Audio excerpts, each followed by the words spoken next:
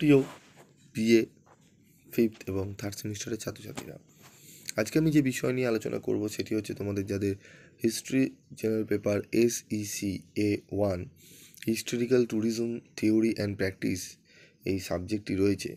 এই সাবজেক্ট থেকে আজকে আমি গুরুত্বপূর্ণ দুটি মাত্র প্রশ্ন বলে দেবো, যে দুটি প্রশ্ন পড়লে তোমরা প্রশ্ন কমন পাবে 50 নম্বরের, এবং কিছু 15 নম্বরের প্রশ্নও বলে দেবো যে প্রশ্নগুলো করলে তোমরা 15 নম্বরের প্রশ্নগুলো কমন পেয়ে যাবে।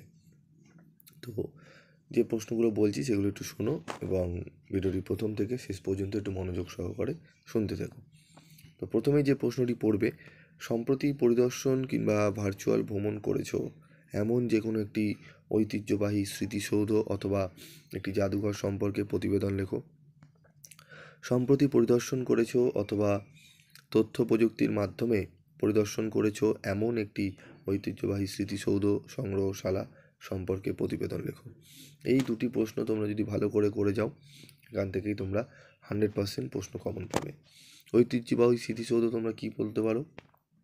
তাজমহল লিখতে পারো, ঠিক আছে, হাজারদুয়ারি লিখতে পারো, এই দুটো লিখতে পারো, শহীদ মিনার লিখতে পারো।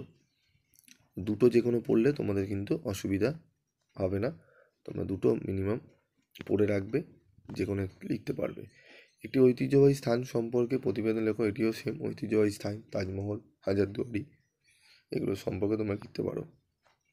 যদি তাজমহল ও হাজারদুয়ারি পড়ে রাখো, অনেক সময় টিকা দেয় 15 নম্বরের, টিকা লেখো তাজমহল, হাজারদুয়ারি প্রাসাদ, ভারতের জাদুঘর, প্রাচীন ভারতের মন্দির স্থাপত্য, দিল্লি সুলতানি যুগে ভারতীয় স্থাপত্যের ইতিহাস, ভারতীয় স্থাপত্যের বিশেষ উল্লেখ সহ ঐতিহাসিক পর্যটন সম্পর্কে আলোচনা, সাঁচি স্তূপ সম্পর্কে টিকা লেখো, স্থূল ঐতিহ্য ও ব্যবহারিক ঐতিহ্য বলতে তুমি কি বোঝো, সংগ্রহশালা বা মিউজিয়াম বলতে কি বোঝো, মহাফেজখানা বা লেখাগারের নথি সংরক্ষণ পদ্ধতি আলোচনা করো।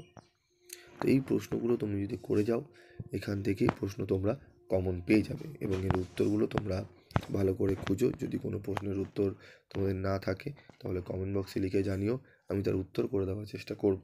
এবং যারা মনে করছো যে স্যার আমি উত্তরের PDF লাগবে, তারা যোগাযোগ করতে পারো, তোমরা সামান্য রিমুনারেশনের বিনিময়ে উত্তরের PDF পেয়ে যাবে। তো আজকের মতো এটুকুই, দেখা হচ্ছে পরবর্তী ভিডিও ক্লাসে। সকলে ভালো থেকো, সুস্থ থেকো।